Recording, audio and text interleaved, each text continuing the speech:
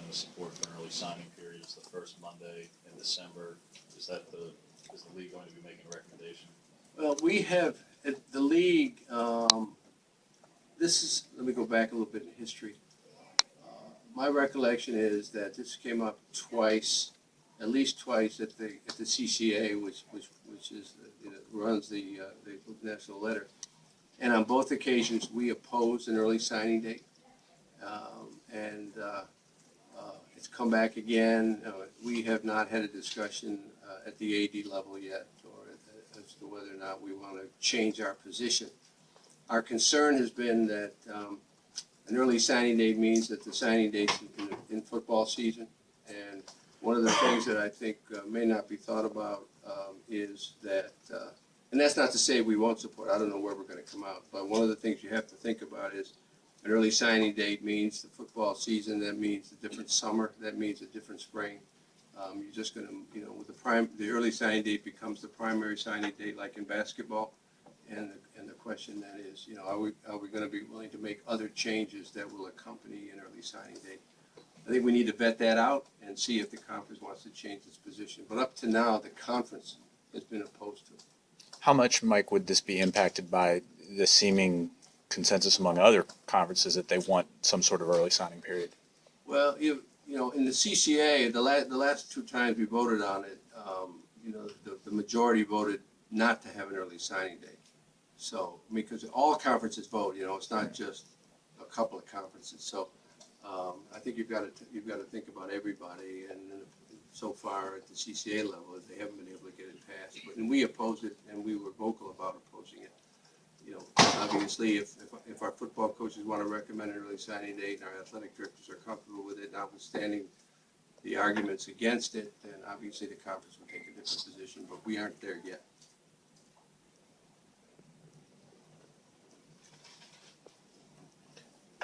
When you hear from the coaches when it comes to autonomy and the Big Five, what is the number one issue you keep hearing from them that they really want to bring up with? Well, I thought we had a quality conversation with all of our coaches, and the last group I visited was our football coaches, and we outlined in great detail, the concepts that you folks are aware of, that you've been reading about, and I think they embraced it very enthusiastically. If you think back on other destins, and the coaches have always come out with proposals to increase benefits for student athletes. So I think they take a great amount of satisfaction that we've caught up with them. I think that's one way of thinking about it. A month ago, you raised the idea of a rules committee for football. What support is there amongst the football coaches, the ADs, for such a committee? We didn't. It's a good question. We didn't discuss that today. I will take that to there's an LLC that deals with football officiating, consisting of a board of directors with all the commissioners out of the 10 schools, 10 conferences. We'll take that there, but I'd be very surprised if that wasn't met with some enthusiasm. So that the process would be to take it to the LLC, which is a national officiating group. Rogers Redding, for example, is involved in that, and we need a different forum. As I mentioned when we were in Birmingham, if the rule that we just went through, the so-called 10-second rule, if that had gone to a competition committee that was looking at the game itself, which is what we do in basketball. We have a competition committee in basketball, and we look at the game every year. And if this committee looked at the game and they could vet it out, we could have comments, and it wouldn't necessarily be in the rules. It would be in looking at the college football game. Is the game being played the way we like it to be played, the way all of us want to see the game? And then they could either make a recommendation or not.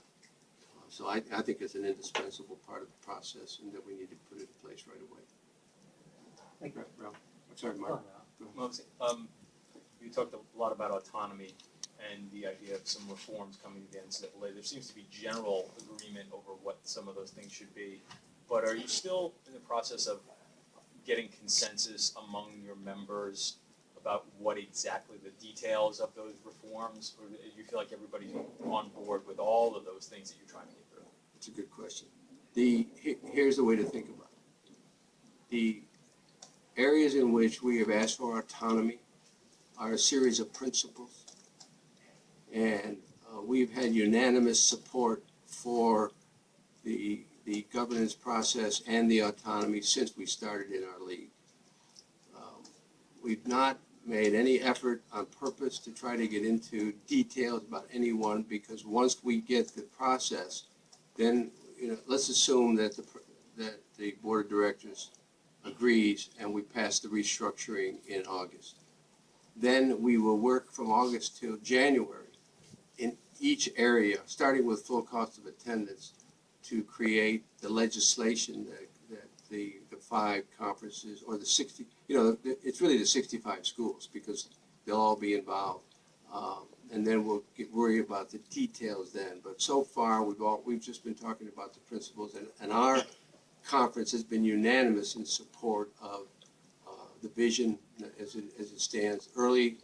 Don't forget, we put this together last summer, and it's been modified, and the list of areas in which we want autonomy has been increased, and we're in full support of that. That's where we are now, Ralph. We'll work, but there's a whole bunch of areas to talk about. And our coaches today were particularly concerned. They were delighted, I think, about the fact that we're focused on well-being of student athletes, which is the nexus of all the autonomy. Each area of the autonomy relates to student athletes, and they were pleased with that. And I think are very interested in getting into a lot of areas. The one area that the football coaches spent some time on today was agents. That's one of the principles, and it's one that this league has taken a sort of an aggressive approach to. And so we told our coaches that they'll be very much involved in helping us shape what it looks like when you put a piece of legislation together that deals with agents. That's an example.